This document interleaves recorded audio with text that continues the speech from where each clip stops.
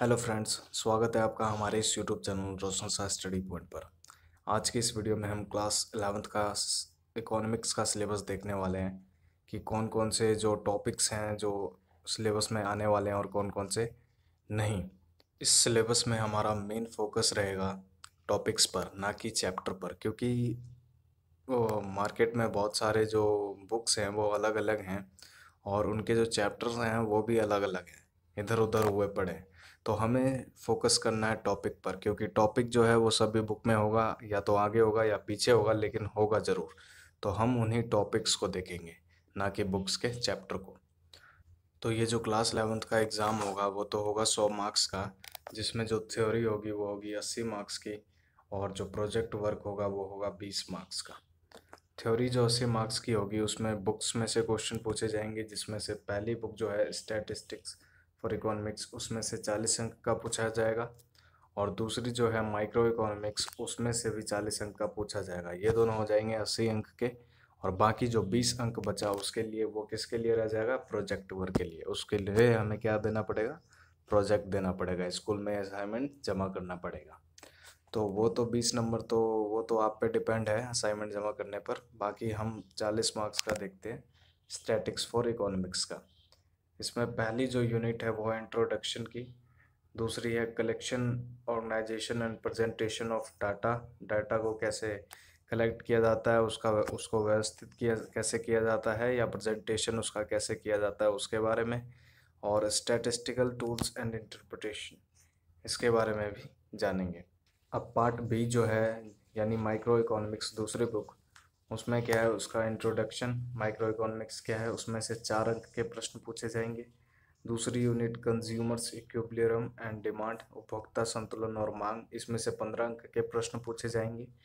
Producer behaviour and supply, उत्पादक संतुलन और उसका उत्पादक व्यवहार जो है और उसकी जो पूर्ति है, उसके बारे में भी 15 अंक के प्रश्न पूछे जाएंगे उस यूनिट में से। And forms of market and price determination under perfect competition with simple applications, ये बाज़ार के बारे में भी इसमें से भी 6 अंक के प्रश्न पूछे जाएंगे। जो टोटल मिला के कितने हो गए? 40 अंक के। 40 अंक की ये पार्ट बी, और 40 अंक का पार्ट ए, यानी 80 अंक का। अब इसी यूनिट को हम डिटेल वाइज देखते हैं कि उसमें से कौन कौन से जो टॉपिक हैं जो इम्पोर्टेंट है, जो सिलेबस में है, और कौन से नहीं। वो अपने आप पता चल जाएंगे। जब ये पता चल जाएगा कि कौन कौन से हैं, तो यानी जो बाकी बचे हैं वो नहीं है, सीधा सिंपल।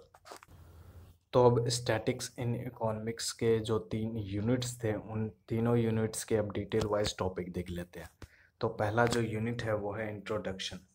उसमें जो मेन मेन टॉपिक है वो क्या है? पहला है व्हाट इज़ इकोनॉमिक्स, फिर meaning of economics, scope of economics, function यानी विशेषताएं इकोनॉमिक्स की, इम्पोर्टेंस यानी महत्व इकोनॉमिक्स के, वो भी किसमें? स्टैटिस्टिक्स में। दूसरी जो यूनिट है वो है collection, organisation and presentation of data. इसमें क्या है? कलेक्शन ऑफ डाटा में क्या है कि सोर्स ऑफ डाटा, स्रोत, डेटा के स्रोत, आंकड़ों के स्रोत, वो भी कौन कौन से? प्राइमरी और सेकेंडरी।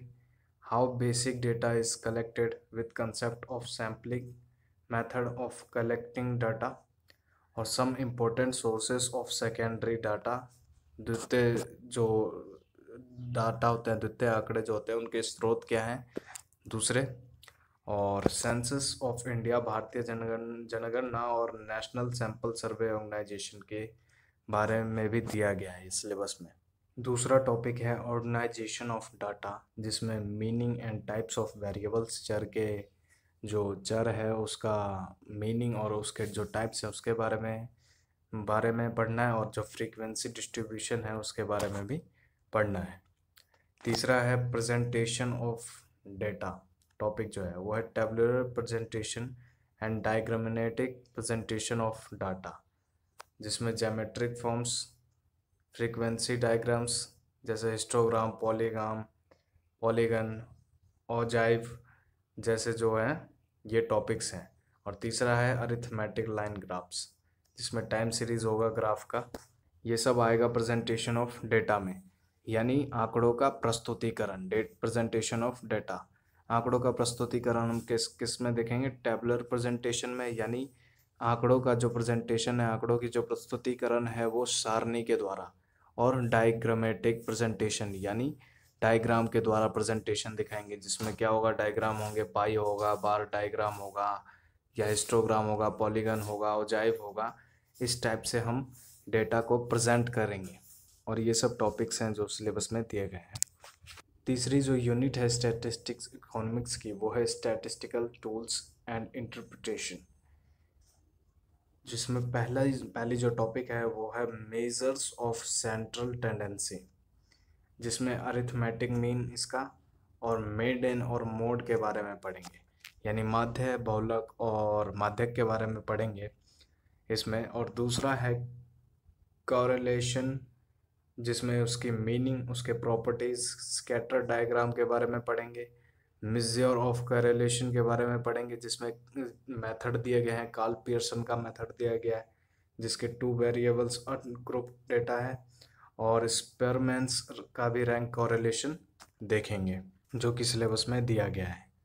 और अगला जो है टॉपिक वो है इंट्रोडक्शन टू इंडेक्स नंबर्स, सूचकांक को परिभाषित किया जाएगा, उसका मीनिंग, उसके टाइप्स, और होलसेल प्राइस इंडेक्स के बारे में देखेंगे, थोक कीमत सूचकांक के बारे में, कंज्यूमर प्राइस इंडेक्स के बारे में देखेंगे, and index of industrial production के बारे में, और use of index number, inflation, महंगाई एंड इंडेक्स नंबर्स के बारे में दिया गया है। ये जो टॉपिक्स हैं ये इन्हीं सिलेबस में दिए गए हैं इस बुक में। अब पार्ट बी यानी दूसरी बुक देख लेते हैं, जो है माइक्रो इकोनॉमिक्स। इसमें क्या है, माइक्रो इकोनॉमिक्स में पहली जो यूनिट है वो है इंट्रोडक्शन। इसमें इंट्रोडक्शन यानी meaning of microeconomics and macroeconomics, इन दोनों के मीनिंग को देखेंगे, और उसके पॉजिटिव और नॉर्मेटिव इकोनॉमिक्स को भी देखेंगे। ये टॉपिक्स हैं। दूसरा जो इसी में टॉपिक्स है वो है what is an economy, economy क्या है उसके बारे में। सेंट्रल प्रॉब्लम्स ऑफ इकोनॉमी, वो उसको भी देखेंगे, जो है व्हाट, हाउ और हुम, क्या करना है, कैसे करना है और किसके लिए प्रोड्यूस करना है, उस प्रॉब्लम्स को भी देखेंगे। और concept of production possibility, frontier and opportunity cost, इन सब के बारे में देखेंगे, जो कि सिलेबस में दिया गया है। अगला जो यूनिट है वो है कंज्यूमर्स इक्विलिब्रियम एंड डिमांड, उपभोक्ता संतुलन और मांग। कंज्यूमर्स इक्विलिब्रियम यानी उपभोक्ता संतुलन में क्या है कि मीनिंग ऑफ यूटिलिटी देखेंगे, उपयोगिता की परिभाषा देखेंगे, मार्जिनल यूटिलिटी देखेंगे यानी सीमांत उपयोगिता के बारे में देखेंगे, और law of diminishing marginal utility यानी सीमांत उपयोगिता, हास्यमान सीमांत उपयोगिता के नियम को भी देखेंगे, और conditions of consumer's equilibrium using marginal utility analysis यानी कंडीशंस यानी शर्तों को भी देखेंगे उपभोक्ता संतुलन में। और indifference curve analysis of consumer's equilibrium, the consumer's budget set and budget line, बस कंज्यूमर का जो उपभोक्ता का जो बजट लाइन है, बजट रेखा, उसके बारे में भी देखेंगे।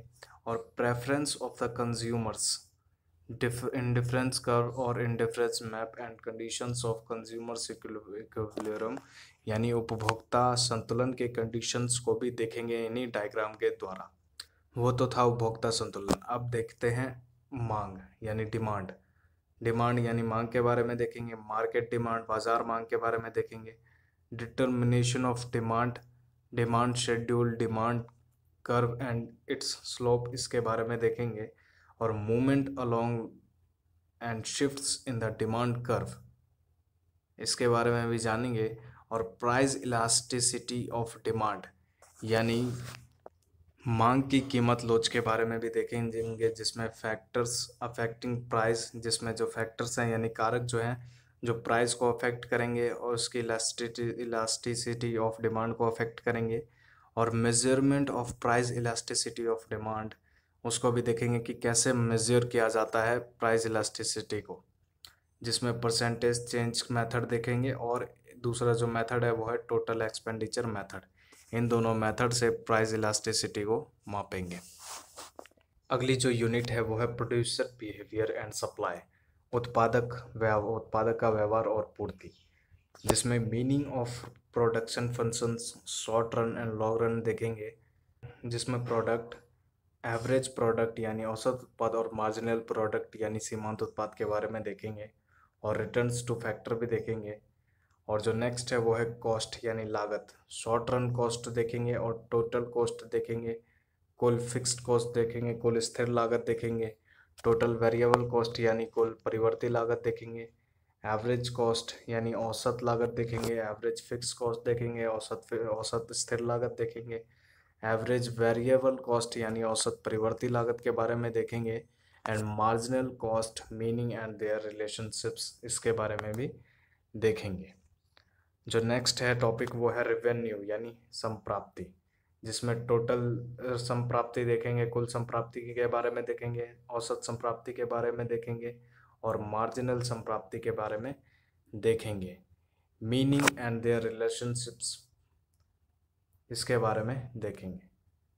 टोटल, एवरेज और मार्जिनल रेवेन्यू में जो उनका जो रिलेशनशिप्स हैं उनको भी देखेंगे। और प्रोड्यूसर्स इक्विलिब्रियम मीनिंग यानी उपभोक्ता उत्पादक संतुलन के बारे में भी जानेंगे, उसके कंडीशंस को देखेंगे। और मार्जिनल रेवेन्यू यानी सीमांत संप्राप्ति के कॉस्ट को भी, लागत को भी देखेंगे। और सप्लाई देखेंगे, पूर्ति देखेंगे। और मार्केट सप्लाई यानी बाजार पूर्ति के बारे में देखेंगे। डिटर्मिनेशन ऑफ सप्लाई देखेंगे। सप्लाई शेड्यूल देखेंगे। सप्लाई कर्व के बारे में जानेंगे, पूर्ति वक्र के बारे में एंड इट्स स्लोप के बारे में देखेंगे। और movements along with shifts in supply curve यानी सप्लाई यानी पूर्ति वक्र जो शिफ्ट होता है उसके बारे में भी जानेंगे। और प्राइस इलास्टिसिटी ऑफ सप्लाई, इसके बारे में भी देखेंगे। और measurement of price elasticity supply percentage, supply यानी परसेंटेज मेथड और चेंज मेथड के बारे में भी देखेंगे, जो इन सिलेबस में दिया गया है। अगली जो यूनिट है वो है forms of market and price determination under perfect competition with simple applications. Forms of market यानी बाजार के प्रकार देखेंगे और उसमें देखेंगे कि जो प्राइस डिटर्मिनेशन है यानी प्राइस यानी कीमत का जो निर्धारण है वो इस परफेक्ट कंपटीशन में कैसे होता है। परफेक्ट कंपटीशन में देखेंगे कि परफेक्ट कंपटीशन के फीचर, विशेषता देखेंगे। डिटर्मिनेशन ऑफ मार्केट इक्विलिब्रियम देखेंगे और उसके इफेक्ट्स देखेंगे कि उसके इफेक्ट से शिफ्ट्स जो डिमांड होती है और सप्लाई, उसमें क्या शिफ्ट्स होता है। और simple applications of demand and supply के बारे में जानेंगे। और price selling and price floor के बारे में भी विस्तार से देखेंगे।